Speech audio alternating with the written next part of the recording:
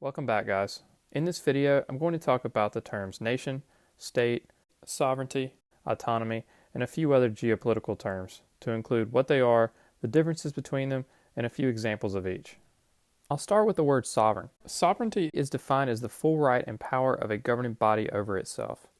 You often hear this word used in conjunction with state. A state is a political community under one government.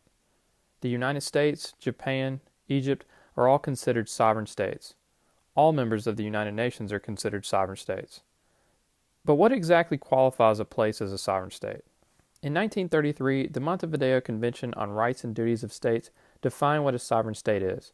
The convention was originally created to better relations between the sovereign states in the Americas, but most of the international community recognizes this definition. The convention did not actually create this definition, they were really just the first to codify it. According to the convention, to be a sovereign state, you must meet 4 criteria.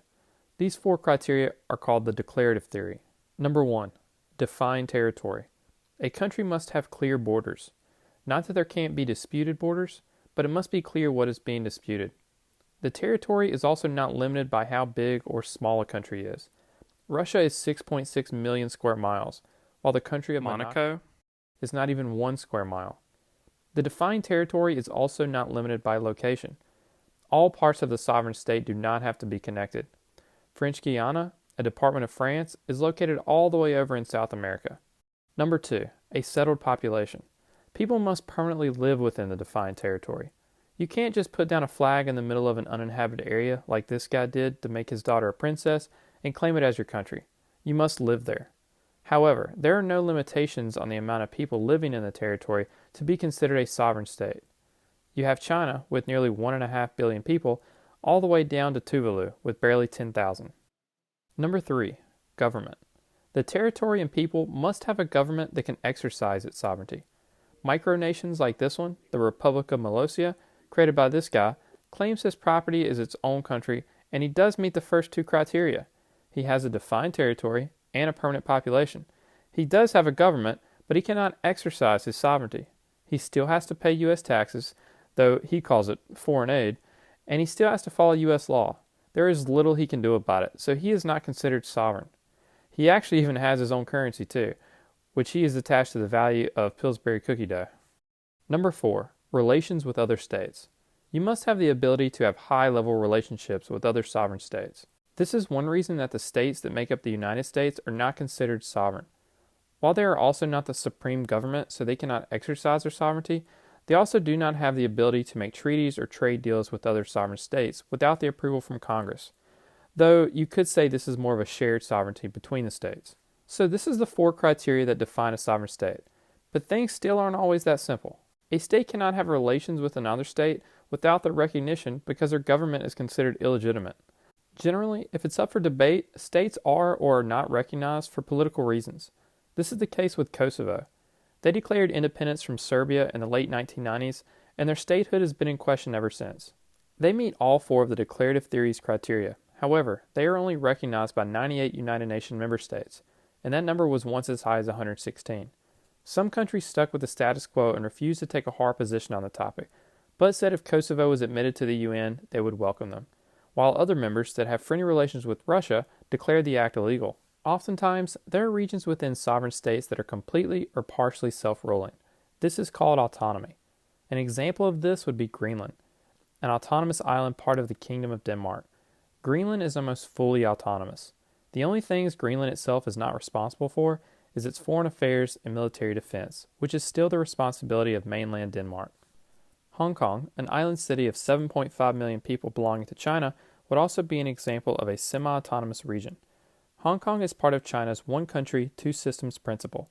This system has allowed Hong Kong a larger degree of personal freedoms to its citizens than mainland China. Hong Kong has also allowed a capitalistic economic system, but since the British handed over full control in 1997, the Chinese government has been slowly chipping away at Hong Kong's autonomy. A city that is also an independent sovereign state is called a city-state.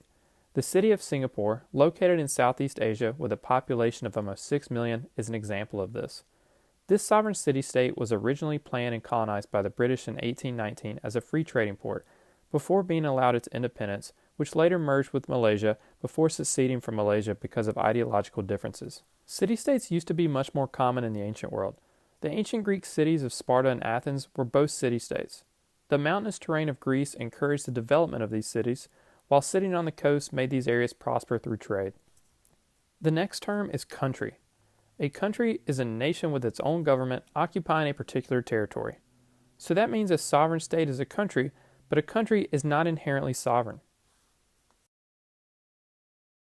Let's take a look at the United Kingdom.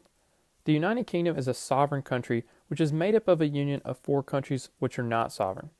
These are the countries of England, Wales, Northern Ireland, and Scotland. These countries were at one time independent sovereign states that never lost their distinct identities. These countries lost or voluntarily gave up their independence through a series of acts, treaties, and annexations that would unite them as the United Kingdom. However, Wales, Scotland, and Northern Ireland have their own parliament, and the United Kingdom Parliament is also considered England's. This sovereign union has actually been threatened in recent years, with 47% of Scots voting to secede from the United Kingdom in 2014, and 62% of Scots voting against Brexit in 2016.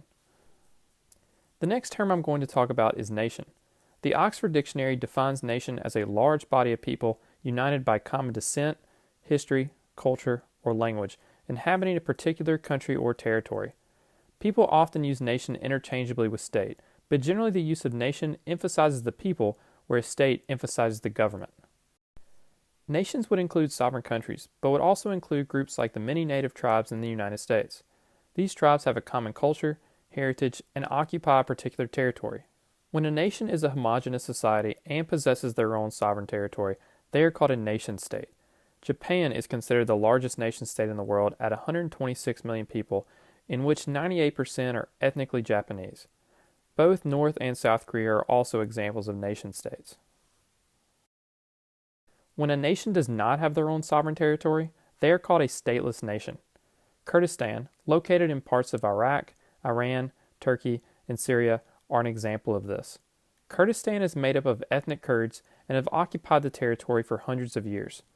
The Kurds in Iraq do, however, have a significant level of autonomy today, and the Kurds in Syria have a de facto autonomous region in northern Syria, meaning they don't legally have autonomy, but Syria does not currently have the ability to have complete sovereignty over the Kurdish territory due to the Syrian civil war. Chechnya, located in the Caucasus Mountains of Russia, is also a stateless nation. This region was conquered by the Russian Empire in 1858 and has won its independence twice since, before once again being annexed by Russia in the early 2000s. This is an autonomous region of ethnic Chechens. These Chechens are predominantly Muslim and they speak the Chechen language. Palestine is kind of a stateless nation, kind of not. They're what's called a de jure state, meaning they have a recognized government over a territory by most UN member states, but they are not the de facto state. The State of Israel has control over much of what many would consider Palestinian territory. This has been a contentious topic in global affairs post-World War II. I hope this video helped you understand these commonly used geopolitical terms. Thank you for watching, and don't forget to like and subscribe.